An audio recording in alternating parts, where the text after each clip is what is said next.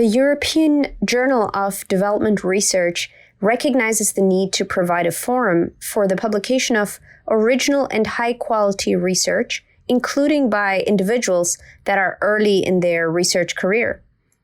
Producing publishable research in general and doing so in EJDR in particular obviously requires that the research reflects technical strength.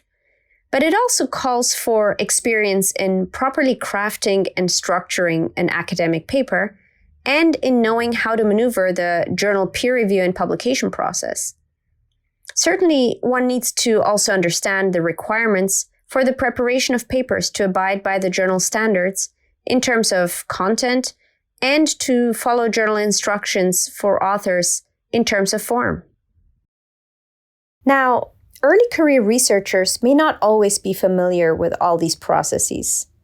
So EJDR's Early Career Researcher Initiative has been designed to assist with the understanding of this process. In particular, this initiative developed a submissions route for early careers authors to help fulfill their potential. And by the way, we think of early career researchers as those with up to 5 years of research experience after their PhD. Authors whose manuscripts are eligible for the Early Career Researcher Initiative will benefit from initial internal feedback on the manuscript.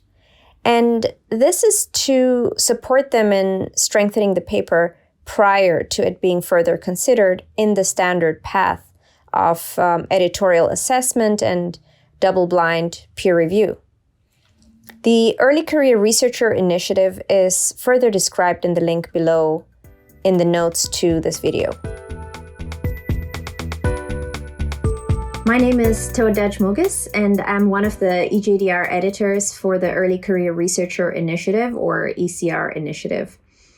In the years I've served in this role, I've seen many consistent patterns in the types of issues that need attention in papers of young researchers. So this led me in the journal to put together some guidance on these frequently recurring themes so that you can take this advice on board before submitting your paper to EJDR through the ECR initiative. Because doing so will position your work much better for potential further consideration by the journal. For that matter, the guidance is equally valuable, whether your intention is to submit to EJDR or to submit to any other journal. But it should be said that my advice is tailored more for manuscripts in economics, political science, sociology, and other social sciences, because different traditions may prevail in the natural sciences or in other fields in terms of a paper's design. It's also important to clarify what this video will not do. It will not focus here on technical aspects of academic research, meaning we will not discuss good versus poor analysis or methodologies or data collection approaches and the like. Rather, the main intent is to provide tips and suggestions for a well-crafted paper, given the technical quality and content of the paper. Okay, I will take you through key elements of a journal article and share with you tips on bringing better writing to bear in each of these elements. But before that, I want to share some general recommendations. First, take a careful look at other recent articles in EJDR. While you likely already in the past have read articles from the journal in the normal course of your scholarly activities, this time, look at the published articles, and especially those articles in the broad disciplinary and methodological family as your papers, but with an eye to how the article's content is organized and structured. Second, don't rush your paper out to a journal, including when submitting through the Early Career Researcher Initiative. You will have labored months, if not years, on your paper, so the very last stage before the submission is certainly not the time to rush it out to a journal. Even though deadlines or sheer fatigue of working on it may want you to just get it out, resist this urge. Instead, after you feel you have finalized the paper, put it away work on other research for at least a few days, or frankly, even weeks.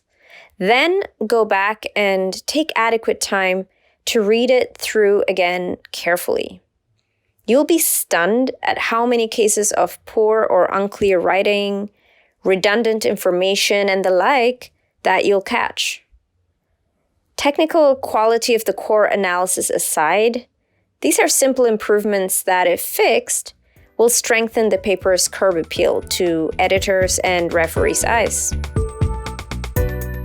Third, don't submit a paper without having received colleagues' feedback and incorporated their relevant remarks. This can be done through a seminar presentation or after they have read your paper. Exposure of the work to several fresh pairs of eyes prior to submission is really essential. Okay, now let's go through the component parts of a typical academic paper. And remember, all of the points I'll make are based on issues that emerged in many, if not most, of the ECR papers that I've read and given feedback on over the years. So even if some remarks may seem obvious, do take a look at your own paper to see how and where each advice may apply. I will also discuss these recommendations using the example of 2 published EJDR articles. These are on the same broad topic in international development, namely on strengthening nutrition policy in low-income countries. But these papers differ in their general methodology. One is based on qualitative, the other on quantitative empirical analysis. For a paper submitted to EJDR, it is worthwhile to reflect on what the development perspective of your study is, and to ensure that this becomes clear early on in the abstract. Depending on the subject matter of the study, this may be straightforward or may require more thought. You also want to orient your abstract as closely as possible to the central focus and research question of your paper. I often see that questions are posited in the abstract that the paper does not in fact analyze.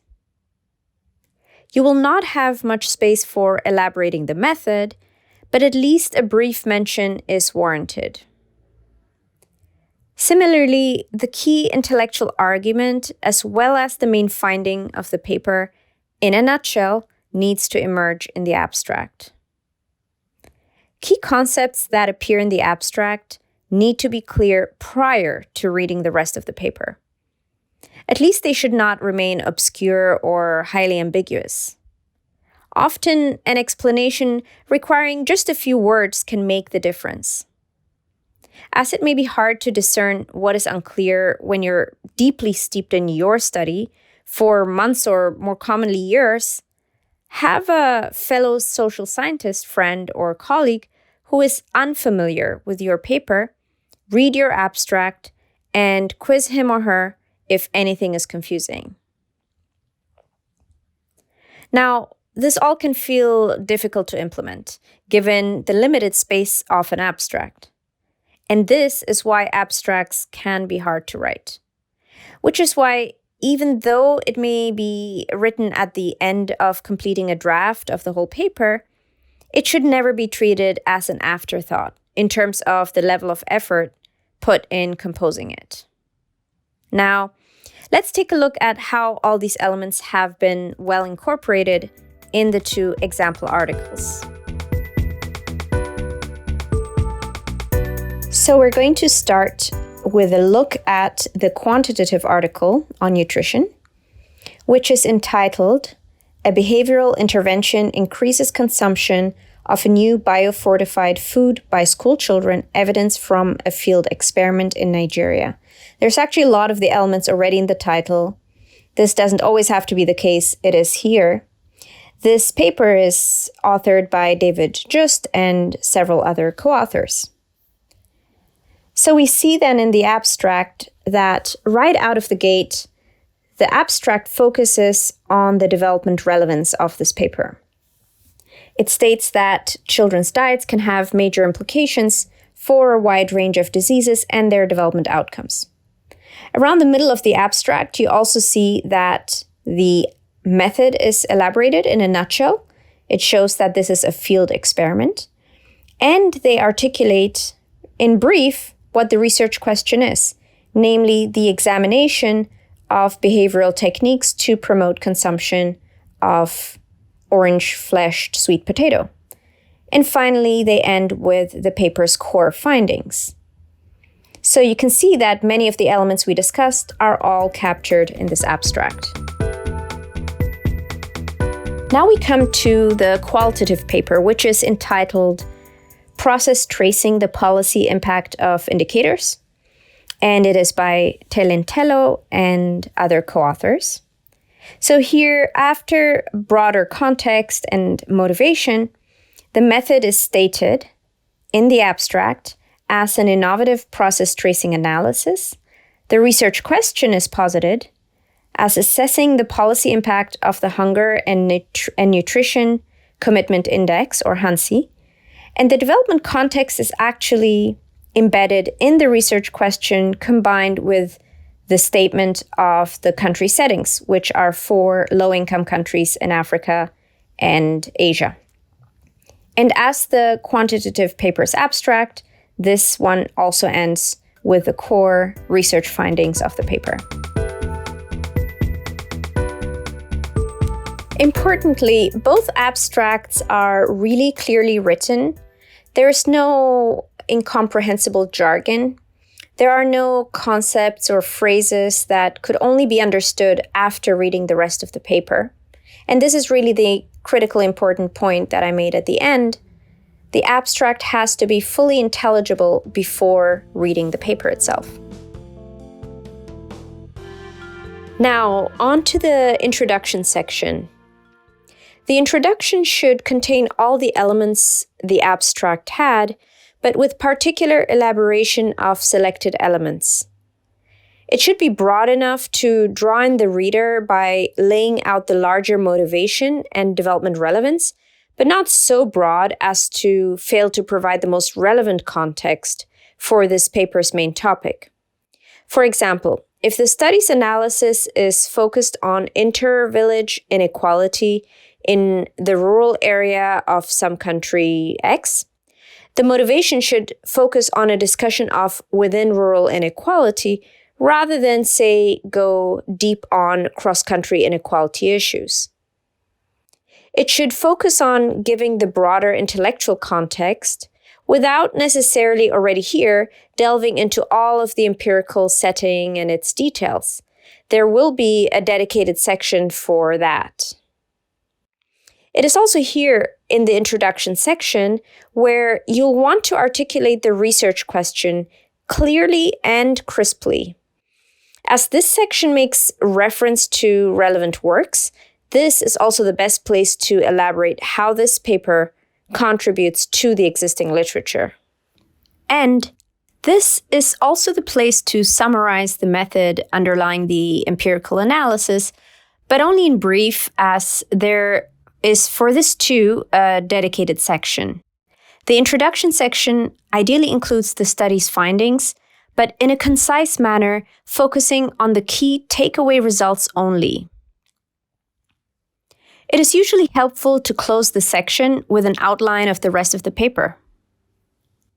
One of the most important things is to ensure clarity in the writing of the introduction by avoiding too generic expressions that do not help the reader gain a crisp understanding of the concepts discussed, and by avoiding using unexplained technical terms known only to members of a narrow subdiscipline.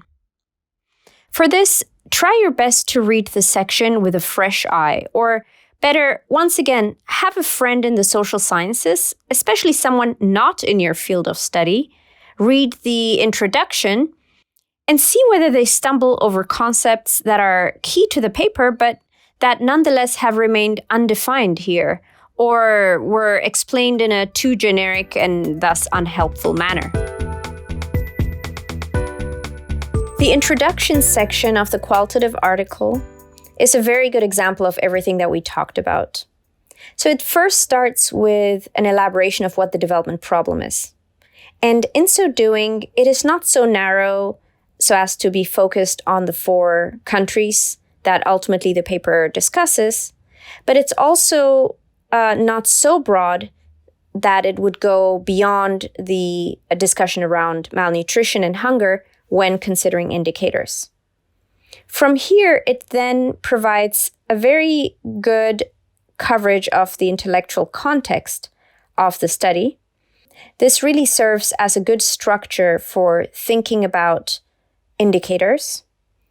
And in so doing, it of course delves quite a bit into the literature, which then becomes, in a way, a segue to the next bit in the introduction section, which is what this paper's contribution to the literature actually is. From here, then, in a way, it takes everything that has preceded as a build-up to a crisp discussion of what the research question is in this paper. And then it does foreshadow the paper's core findings. Finally, it ends with a short outline of the rest of the paper. So again, it has all the elements of a good introduction that we discussed. And if you actually read through it, you'll see that it's also characterized by clarity and good structure and obviously good writing. So this really serves as a very good example of what we mean when we talk about a solid introduction section. Without going into the same level of detail as we already did in the qualitative paper's case, we can see also in the quantitative study that it has all the key elements of a good introduction section. It elaborates the development problem. It captures the intellectual context for the paper. It introduces what the paper's contribution is to the literature. It states the research question and the empirical analysis. And finally, summarizes the findings of the paper.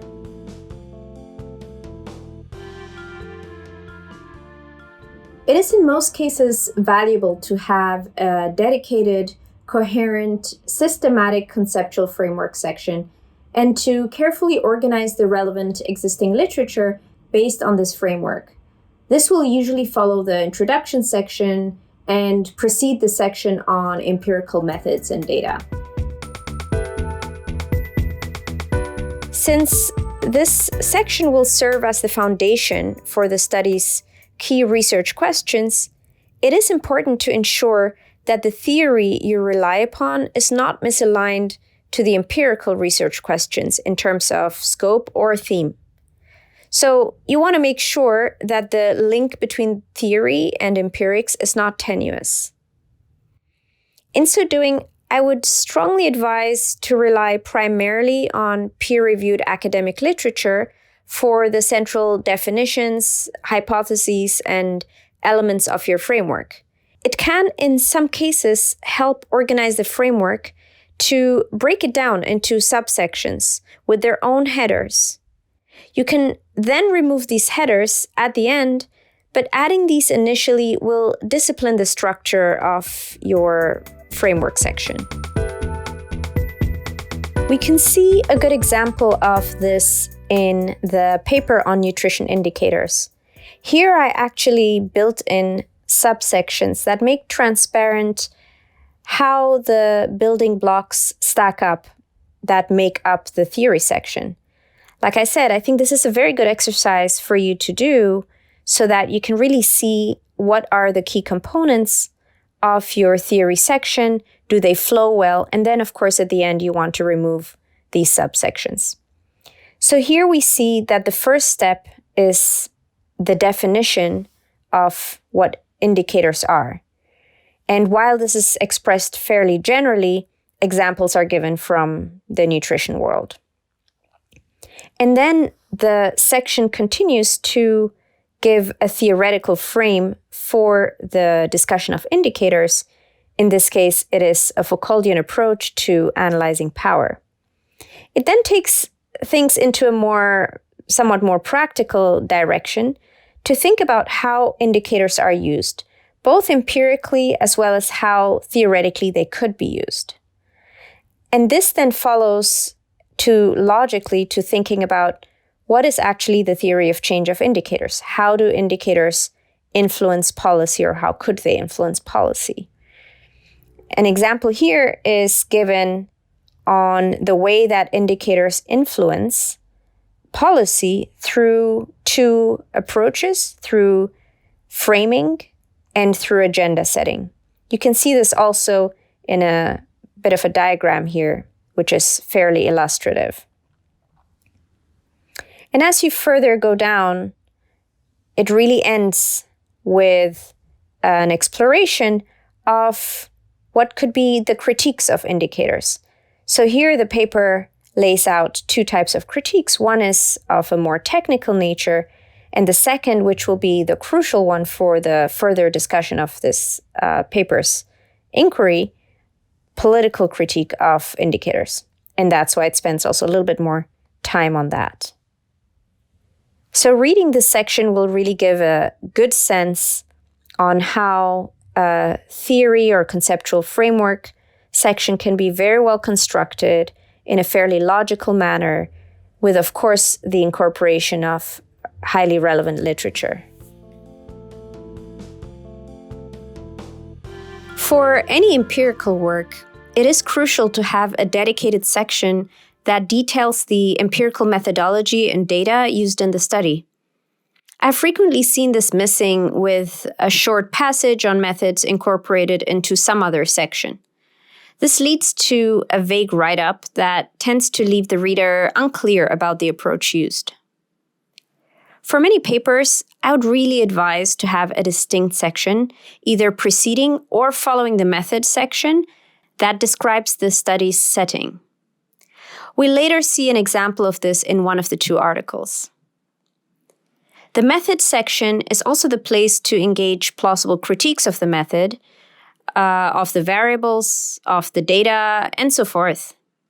The discussion should include the appropriateness of the methods chosen, possibly by defending their fit for the analysis vis-à-vis key alternative methods, and with reference to the pertinent methodological literature. Even in many early career researchers' papers that had a distinct section on methods and data, important details were missing or were glossed over. So, ensure that critical open questions do not remain regarding the approach used. For example, provide clear and detailed information on empirical design, and, where appropriate, refer back to the conceptual framework to convey the framework's relevance for the empirical approach. In econometric analysis, present the equations that reflect the regression framework, describe clearly how the variables are measured, detail the estimation method, and so forth. Importantly, if making causal claims, explain clearly how the method chosen in fact constitutes inferential analysis. State the sample size in both qualitative and quantitative papers, with relevant breakdowns, preferably in a sample table. And in quantitative work, provide descriptive summary statistics. If arguing that the data is representative of some population, or maybe more loosely that it relates to it, then corroborate this assertion. Where the data include secondary sources like documents, reports, and so forth, provide adequate detail as to the nature of these secondary data. Even if the paper is a literature review, stipulate clearly the approach to inclusion and exclusion of the literature discussed. Describe the data collection, data processing, and the institutions involved in the data work. For example, in quantitative work, briefly describe survey instruments. In qualitative studies, address whether semi-structured interviews have been transcripted, have been coded, and so forth. A very nice example of such a method section is found in the paper on behavioral interventions to improve consumption of biofortified food.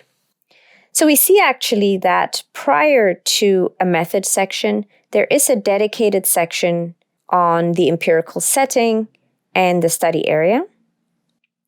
And only then does it proceed to the methods section, which here is called experimental design and data. And in this section, it first starts out laying out which are the institutions that are involved in the data collection and that were important to data authorization. And from here, it proceeds to talking about the sample. Gives the details on the sample in various ways, also in the form of a sample table that you can see here. It then proceeds to describe the treatment arms. So you have a detailed description of each of these treatments, and then furthermore describes the experimental design. Like I said, in a lot of detail. Prior to the experiment being rolled out, baseline data has been collected, so there is a dedicated paragraph to describing the baseline data. And then it also gives a lot of attention to laying out how the outcome variable, which is essentially how much biofortified food has been consumed, how this outcome variable was actually measured. It is also fairly careful in describing each of the variables and has done so nicely in this table that you see. There's also a chart that shows the age distribution of the subjects, which are the students, a matter of relative importance to this paper. And like I said, summary statistics is really a must-have, certainly for quantitative papers, and this is shown here in this table, disaggregated by treatment arm. After all of this, after the discussion of the data, the description of the experimental design, the various outcome and explanatory variables, we finally get to the regression framework here within this section. And it is expressed in the form of an equation as well as described in the text. So you can really see that this method section definitely bends over backward to being very detailed, very elaborate, and essentially doesn't leave any questions open. So this is the kind of method section that one may want to really aim for when drafting a quantitative study. First of all, results and discussion sections can be either kept together or presented in separate sections. If separate, the discussion section will usually take the reader deeper into interpretations and reflections on the findings. Econometric results tables should include relevant summary and test statistics. For example, the number of observations, overall statistical significance, weak instrument test statistics, as the case may be. Quantitative work also ought to thoroughly check how well the main results hold up against sensitivity and robustness tests.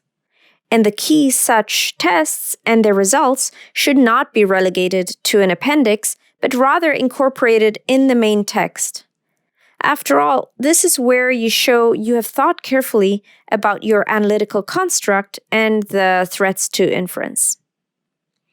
Engaging the literature throughout the results section is actually quite valuable, not solely, but especially in qualitative analysis. This is for appreciating how past work's findings contrast or are consistent with the results of your paper, and for contextualizing your findings. If yours is a qualitative paper, you can also consider labeling the use of direct respondent quotes, while of course retaining their anonymity. This gives the reader a sense of how widely distributed the quotations are across different respondents, and it disciplines the authors not to concentrate all quotes to come from just a few respondents.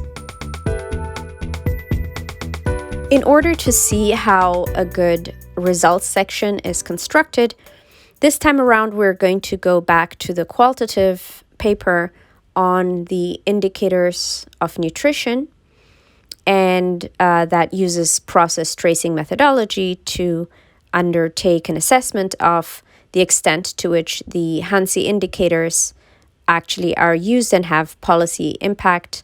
So we can see at the very beginning that this results section actually builds off of the framing in Figure 3, which lays out 3 causal mechanisms through which the Hansi indicators would have a potential impact on policy and on policy framing.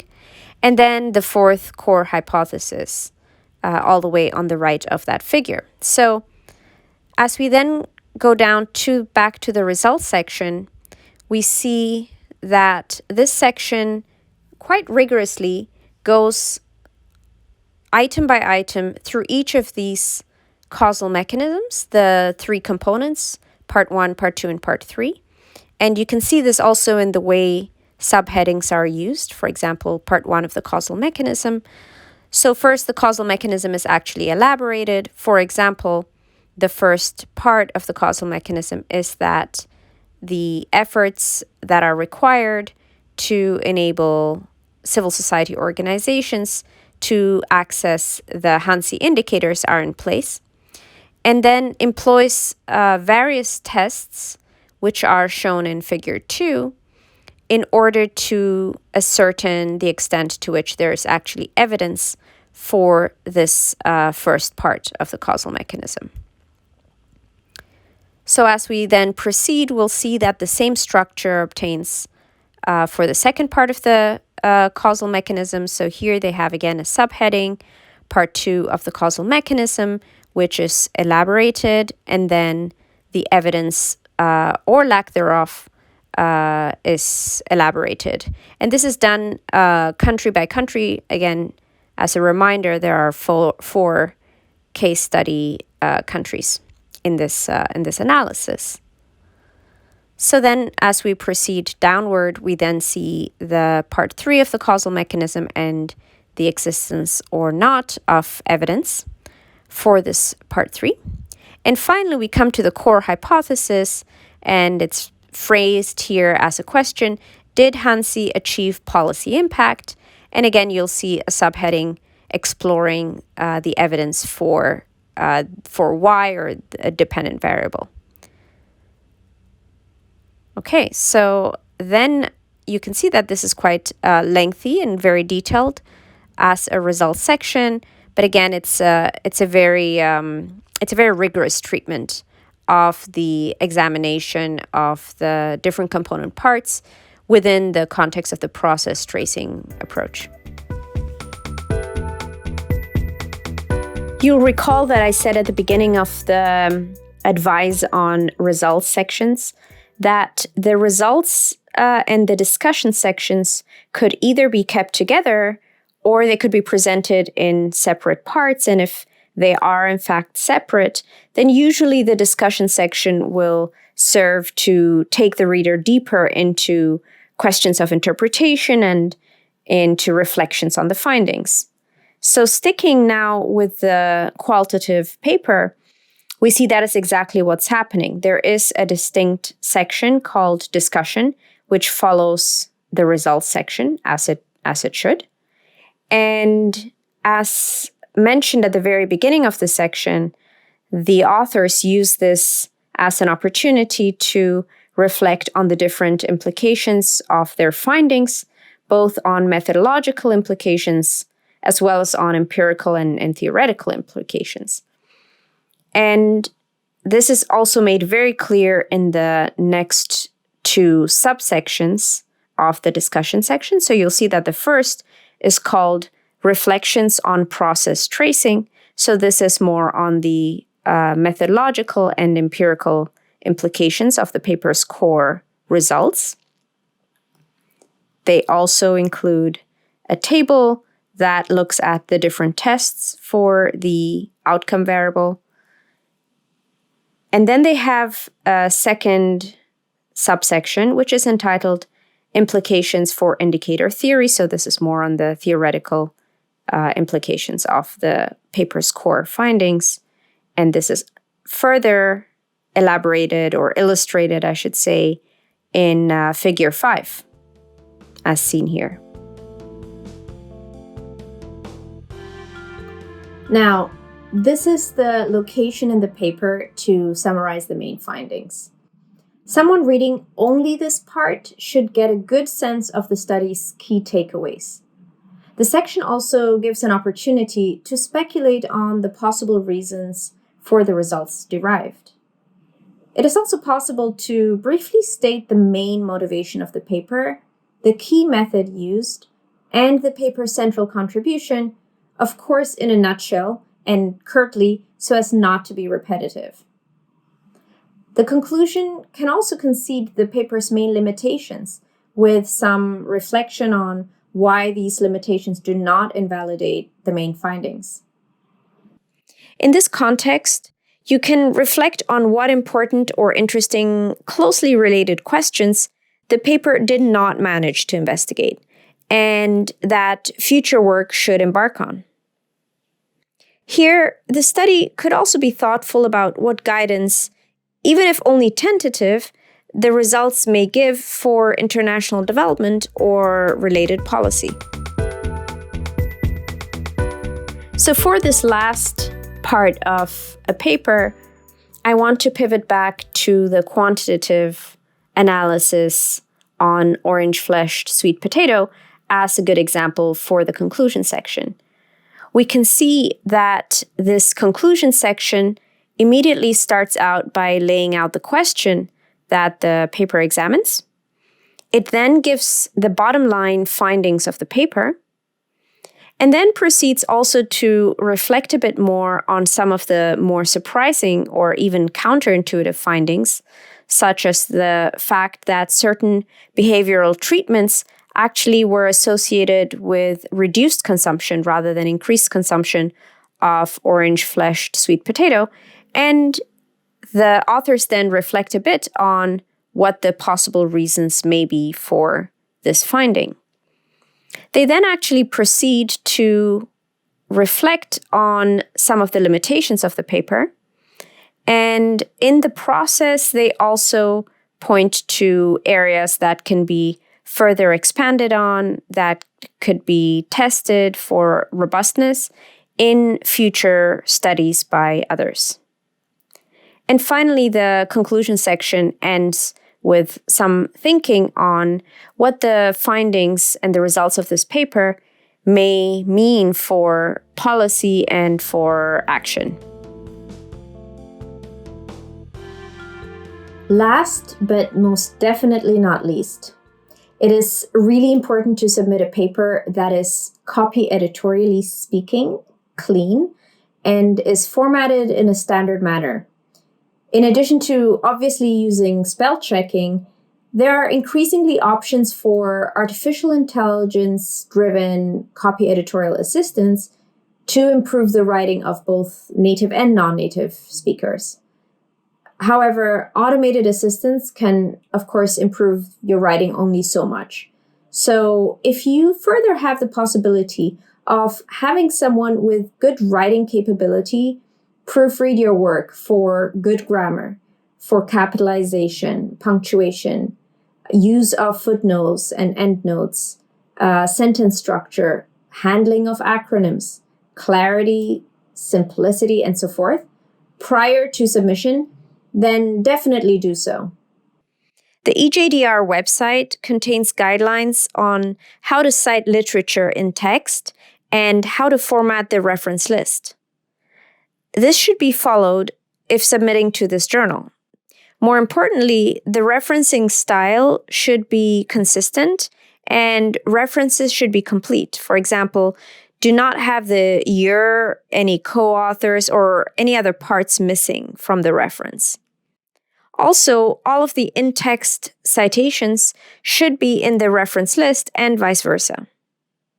Make sure your tables and especially charts are visually legible, that they contain all the relevant information in the notes below the table or chart, and that they use standard notation. Consider further revising writing and formatting styles that may be fine in reports or other materials, but are less standard in academic manuscripts. For example, limit the use of bullets to the minimum or do not use altogether. Avoid verbatim repetition of sentences or passages within the paper, including in the abstract and conclusion. Use very sparingly or, frankly, not at all, bold font, underlining, and italics to emphasize a word or a phrase. Other than in headings and titles, do not vary font style and font size across the text. And it is better not to make too heavy use of acronyms. In summary then, you can seriously strengthen the structure of your paper by considering all the points made in this video. And remember, the suggestions offered here are all based on repeatedly reoccurring shortcomings found in many of the papers submitted to EJDR via the Early Career Researcher Initiative. So if you can address the advice in this video, then you will have already upgraded the quality of the structure and writing of your paper by a lot. And that will increase the odds of the manuscript being given further consideration in the ECR initiative and in the standard publication pipeline of EJDR. In fact, as I mentioned at the outset, of course, nearly all of the advice shared here will be useful no matter which journal you seek to submit your manuscript to within the fields of social sciences such as economics, sociology, political science, or development studies. So if you want more information on the European Journal of Development Research and its Early Career Researchers Initiative, you'll find the relevant links in the notes below this video. You'll also find there a link to a podcast episode in which I offer tips to early career researchers on navigating the publication pipeline of academic journals. Well, I hope you found this video helpful, and I wish you all the best for your research paper.